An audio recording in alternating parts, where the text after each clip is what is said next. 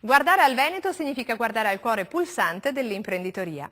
Lo ha detto Antonio Tajani nell'incontro con istituzioni e categorie economiche presso l'Unioncamere, che in settimana ha aperto una serie di appuntamenti che il vicepresidente della Commissione europea ha avuto nella nostra regione.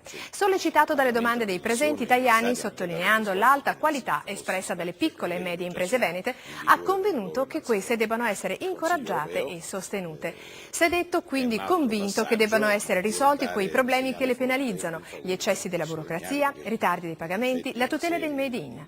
Quanto alle difficoltà di accesso al credito, ha espresso fiducia sugli esiti dell'iniziativa comunitaria volta a non applicare le nuove regole di Basilea 3 per i prestiti fino a 1,5 milioni di euro. Nel documento presentato a Tajani da Confartigianato figurano inoltre la richiesta di azioni di sviluppo a misura di piccola impresa e il blocco delle merci importate che non rispondano ai criteri europei in relazione alla sicurezza e alla salute.